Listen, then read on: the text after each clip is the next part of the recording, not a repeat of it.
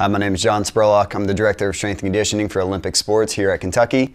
I was born in Dallas, Texas, grew up in Fairfield, Ohio. I got my undergraduate degree from Hanover College in Hanover, Indiana. After I graduated from Hanover, I did an internship at Duke University and University of Dayton before I was hired on at Kentucky as a paid intern. I got my master's degree from Kentucky as well in exercise physiology. Currently, the sports I work with are women's basketball, our volleyball team, and men's soccer. I'm certified by the NSCA, USAW, and the CSCCA. I have quite a few memories since I've been here at Kentucky. I got here in 2006, started off as a graduate assistant, got hired on as a full-time assistant, and now I'm the Director of Strength and Conditioning for Olympic Sports. And throughout my time here, Kentucky has done a lot of great things. A couple things that come to mind are our women's track team when they were runner-up in the NCAA, our men's soccer team winning the Conference USA regular season. In 2016, our volleyball team went down to Florida and swept them. That was a great experience for our team there. It was great to watch them accomplish something like that, something somebody hasn't done in a long time, is go down to Florida and sweep them at home. But I think my most memorable moment is the first time I got to travel with one of our sports teams. It was the women's basketball team in 2014, I believe, where we went down to Dallas, Texas, dealt with terrible weather. It was an ice storm in December of that year. We played a basketball game at the Cowboys Stadium in Arlington. They put a basketball court on a football field. That was just an incredible sight to see. And the game went into 4 overtimes. And I remember watching the game from the sideline and thinking to myself that at the end of regulation we were tied, and I had great confidence in our team's conditioning that I knew once we went into overtime they were going to pull off a victory. And after every consecutive overtime after that, I just gained more and more confidence with that team. I've been here since 2006, like I've been saying, and the one thing I'm impressed with the most with our athletic department here at Kentucky is our leadership from our administration. Mr. Barnhart has laid out some great goals for this athletic department, and we have great leadership with our other administrators as well. We have 3 administrators that are former strength conditioning coaches. So you have Steph Tracy Simmons, who is the former head coach for our Olympic sports, Mark Hill, who used to work with our football program when Rich Brooks was our head coach, and then Rock Oliver as well is in administration. So I really think it's that leading role that our administrators have, and they are former strength coaches. My favorite lift has to be the clean and jerk, just because it is so versatile. You can work on speed using light weights, getting it to your shoulder and popping it up overhead as fast as you can. You can go heavy with it as well, working on strength and power. And then there's so many different varieties of jerk you can do as well. So split jerk, squat jerk, push jerk, whatever it might be. 3 characteristics that a successful strength coach needs to have in our program here at Kentucky is the first thing, you have to be loyal. You have to be loyal to our staff, your coaches and athletes, and this university. Another part of it is you have to be hardworking. You have to embrace the grind, come in every day and work hard. And the third part is you have to have a high level of integrity. The one lifting memory I'll never forget personally for me is my first weightlifting competition.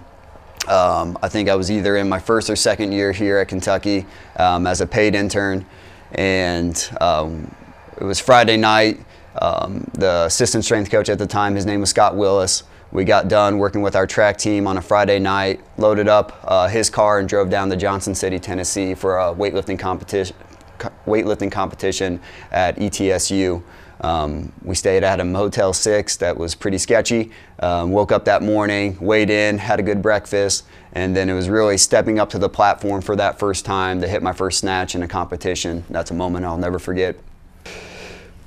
As I was going through my undergraduate degree, I played football at Hanover College. I was a wide receiver, and throughout my college career, I always thought I wanted to be a football coach. And it wasn't until I got injured my senior year, I ended up breaking my ankle.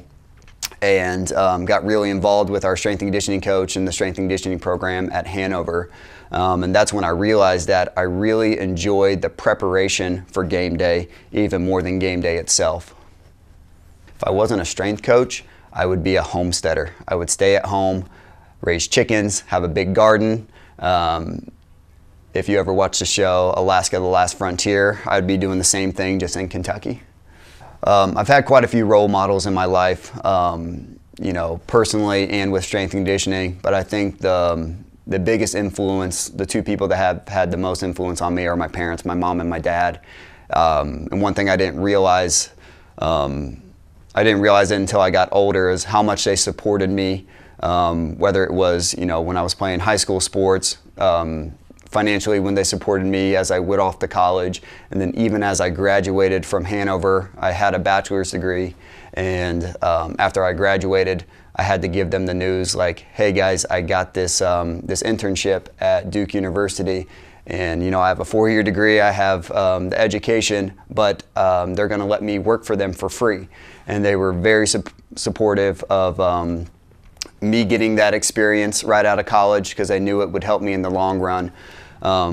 But now that I think back on it, that's had to be something hard for them to swallow, is that they supported me financially throughout college, and then after I get out of college, I'm like, hey, I got this job, but they're not going to pay me. So I definitely appreciate them, everything they did for me to help me in my career path. Best part about my job is watching our student athletes and our coaches and even everybody on my staff succeed. It's always fun to watch everybody's hard work turn into success. What is the worst part about your job? And the worst part of my job is kind of going off that is watching people work hard, bust their butts, and then them coming up short.